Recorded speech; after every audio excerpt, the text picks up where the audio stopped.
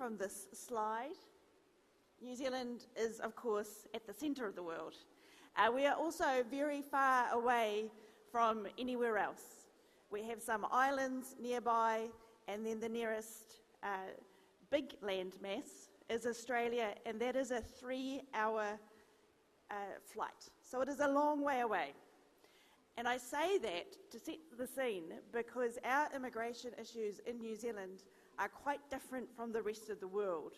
And that is because you cannot swim here, or you cannot run through any barriers or anything like that to get to New Zealand.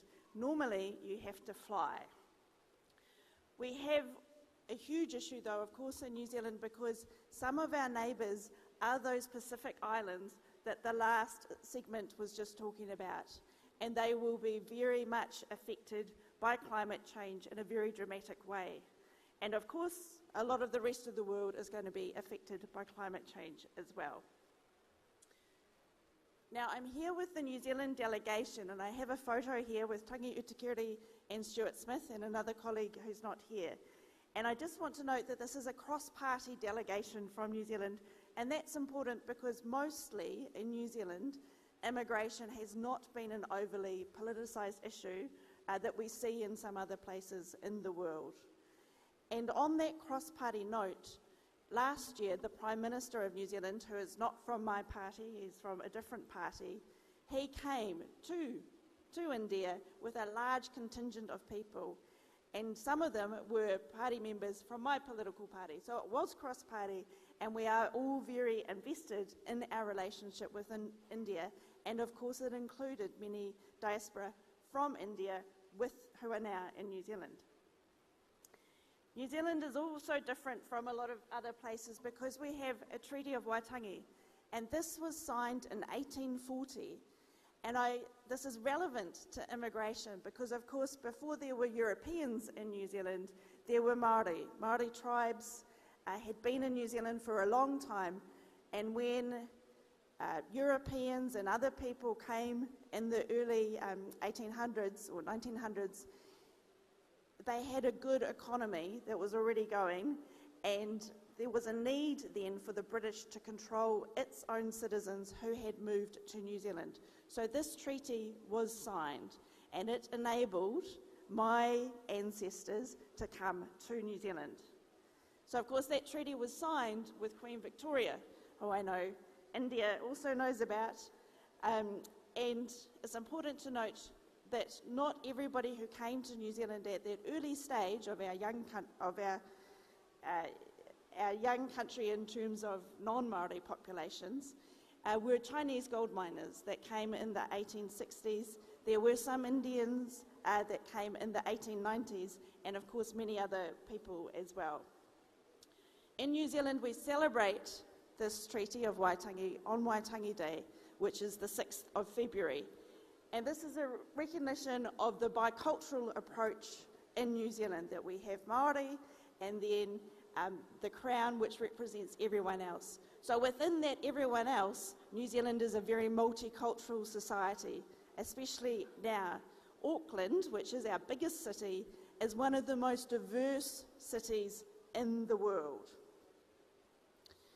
In New Zealand, the Beehive is the centre of government, and it of course has included many MPs of Indian descent, and it is used for very many different activities, including many from the Indian community.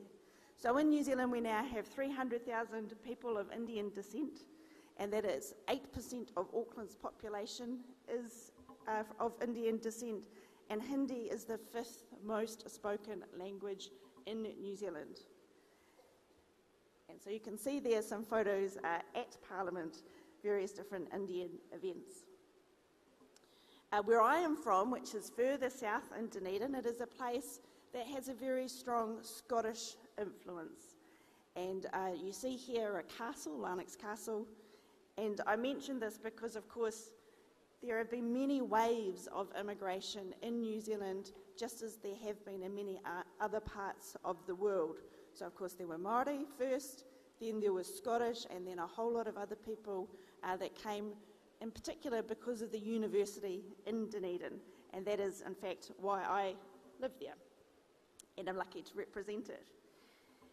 We've had a large increase in Indian by descent people in Dunedin, and in fact in New Zealand.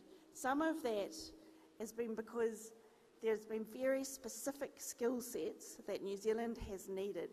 So, for instance, we had a big rollout of broadband in New Zealand some years ago now, and to do that, we did not have the skill sets in New Zealand. So a lot of Indian people came to help with that.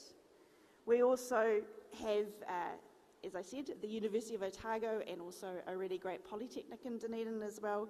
And so these places have always had a very international flavour to them that has been embraced. It's a great place to be, and of course has international students as well as the academic staff.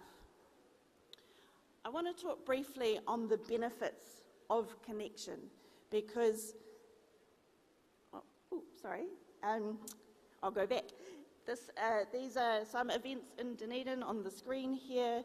You can see with our Indian community, and there recently was the Indian High Commissioner to New Zealand who has just returned home. On the benefits of connection, we can of course do so much today together.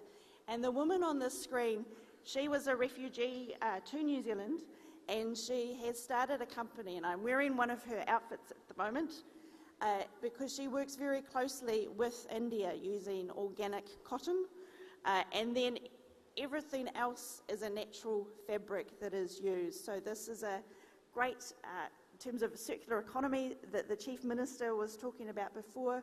These clothes can go back into the ground as biochar, which is a great innovation and something that New Zealand and India is doing together. And of course, the diaspora can provide many of those important connections, but also a different perspective on what a home country might be doing or might not be doing, and how other people can do things differently. And when people do things differently, there is always something to learn from that. We have, of course, a lot of relationships between New Zealand and India with cricket. For those of you who don't watch cricket, there was quite a large game the other day, and it was between New Zealand and India was the clear winner. But we have cricketers and coaches that go both ways, and even with our airlines as well. The chief executive of the Indian airline is from New Zealand, and the chief executive of the New Zealand airline was born in India.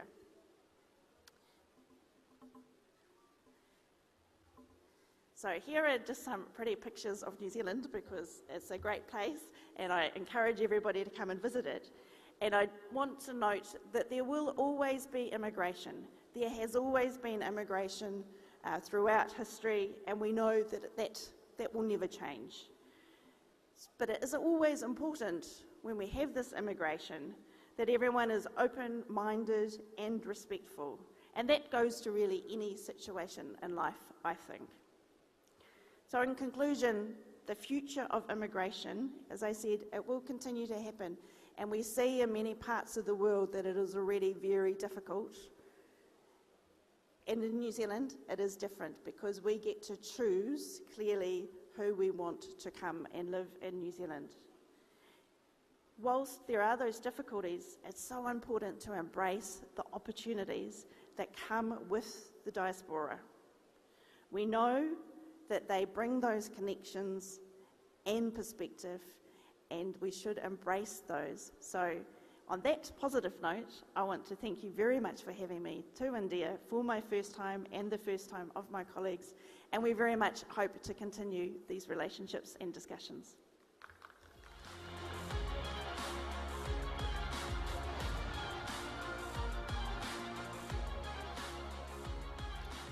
Thank you very much, Honourable Member of Parliament, addressing us there and, of course, giving us a lot of points to ponder on.